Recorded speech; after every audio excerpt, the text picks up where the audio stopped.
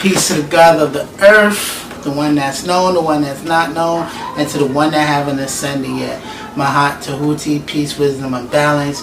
We back in the lab, live with another taping of STG Metaphysical Talk Radio. I just want to say thanks to everyone that support our Instagram. Check out our Instagram at salutethegods83, our Facebook fan page Salute the Gods Clothing, and also our online store www.salutethegodsclothing.com. We here, another topic, trying to keep the knowledge, trying to keep the metaphysical aspect of our show keep going.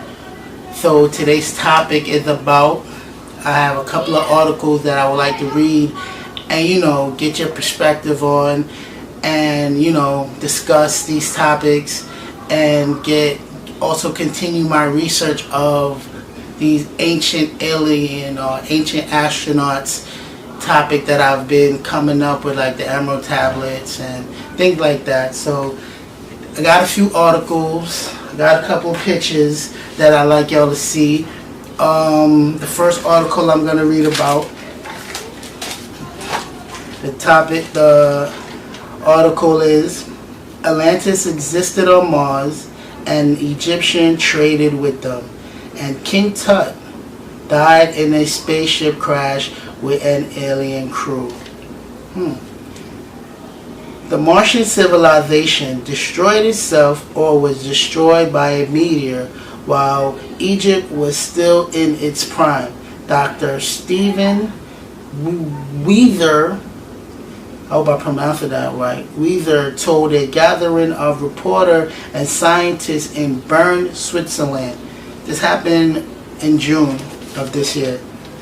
Dr. Stephen went on to say that the inhabitants left their mark both on Earth and on Mars, and their top secret photographs taken by America's Martian probe clearly shows the remains of temples on the surface of Mars. Dr. Stephen went on to say, Egypt's pyramid and the ability to mummify the human body are definitely results of technology that originated not on Earth but someplace else, in this case Mars. It is our belief, check this out, I'm going to get into this right here right now. So he said it's his belief. First of all, he's a scientist. Scientists does not believe nothing without proof. They are not spiritual fanatics. They need proof before they could believe anything. So he says they found evidence that mummification and pyramids wasn't or didn't originated on Earth. And for him to believe that as a scientist, he had proof. Let's keep on to go. Let me keep on. He said, in case it is our belief that the Atlanteans traded these technologies to the Egyptian for gold. Here we go, that gold story. Dr. Weather and colleague Egyptologist Conrad Weiss, hope I'm pronouncing that right too, said that a recently deciphered Egyptian scroll first leads them. They deciphering scrolls now, still deciphering scrolls, telling them stories of your true history. But we ain't even know about this motherfucking meeting they had in June. I would have liked to went. Them to believe that the Atlantis was located on Mars.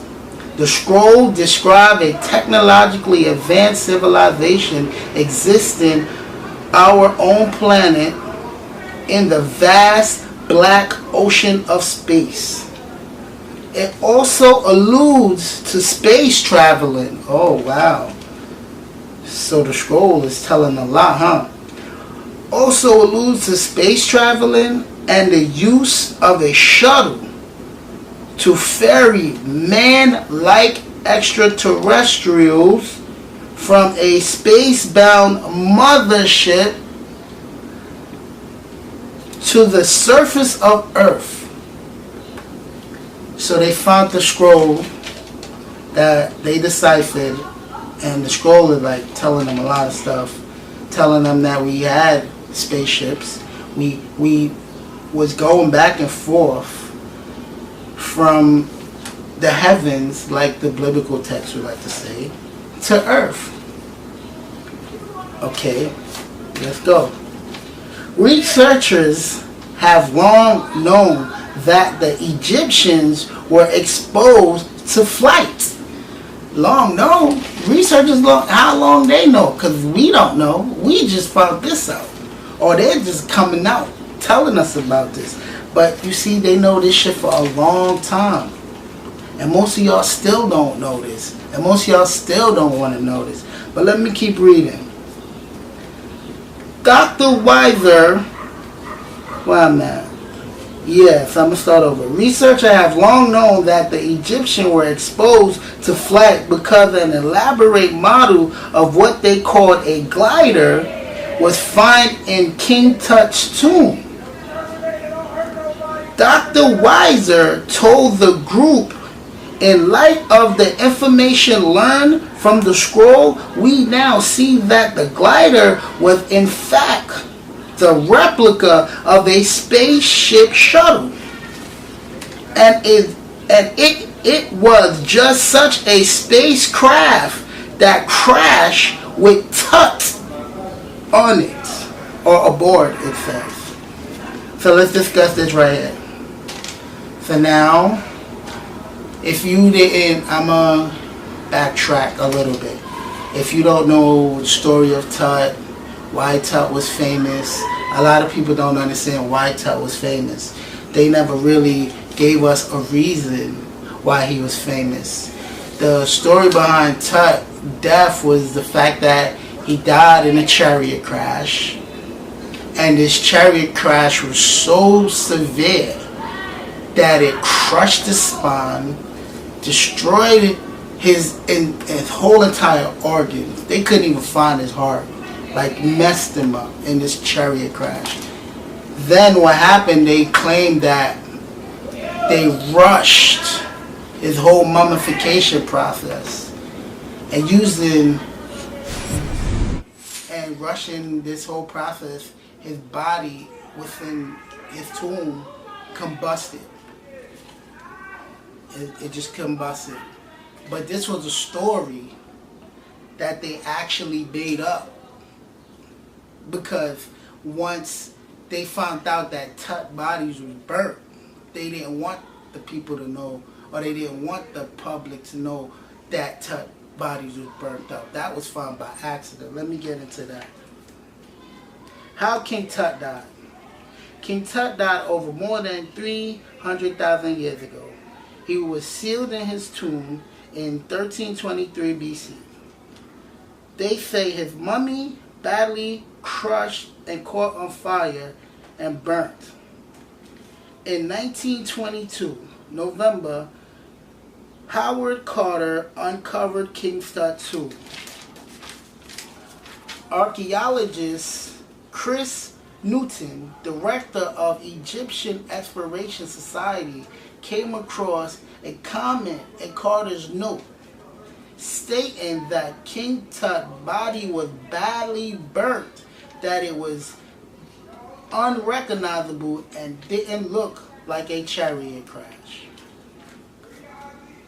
That's the whole cover-up now, was that it was due to the mixture of chemicals in his mummification process, that once they locked him in his coffin or his esophagus, whatever they want to call it, it just mysteriously combusted and burnt. But noted, it didn't burn everything. It just burnt him. It combusted him and burnt him, and everything else around him was unfazed. Because once they went in the tomb in 1922, everything was in good condition. Everything. So I'm going to go on to another story that led me to believe what Dr. Stephan was talking about at this conference that they didn't tell you or me about in June 2017 was true. Check this out. in King Tut's dagger was out of this world. That's the title. King Tut's dagger was out of this world. The dagger that was buried alongside the pharaoh was made with iron from a meteorite. I'm going to say it again, because with iron that was made from a meteorite. Okay. In 1925, archaeologist Howard Carter found 2 daggers, one iron, one with a blade of gold. Researchers have been guessing for decades by the gold-handled iron blade with a rock crystal at the bottom. The metal of the dagger wasn't rust or didn't rust it at all. Damn. This kid been dead for how long and this dagger still haven't rusted. Researchers led by Daniel Cromwell of the Polytech University of Malin did an X-ray on the dagger and found that its nickel and carbon contains strongly suggested an extraterrestrial origin. Sorry about that. They compared to known meteorites within about 1,000 or 200 miles around the Red Sea coast of Egypt and found similar levels in one meteorite called Ka'araga. That's the name. Ka'araga. It's Kharga. Maybe I'm pronouncing it wrong, but it says Ka'araga. They noted that around the 13th century BC, a term literally came into term to describe all type of ironwork was iron came from the sky. So what they're saying that in the 13th century, a lot of the people that made the swords or iron was calling their iron was iron from the sky or metal from the sky. In 2006, an Australian scientist proposed that an unusual yellowish gem shaped as a scribe in Tut's burial necklace is actually glass created in the heat of a meteorite crash into the sand. Wow. And close. That's it. Let's discuss. So here it is. A doctor, Dr. Stephen Weiler, telling them about this meteor, right? You know, telling them about Atlantis and how we had contact with these higher beings and how there was spaceships literally going back and forth from Earth to Mars. A lot of this is credible, or to me is credible, because why was King Tut famous? They never told you. You know, they even tried to cover up the fact that his body was burnt. They didn't want nobody to know that. They still put out this fake story that he got what? Killed in a chariot crash. What have not you learned from studying these Masonic gods that cover shit up? It's codes. Chariot crash. Cherubim.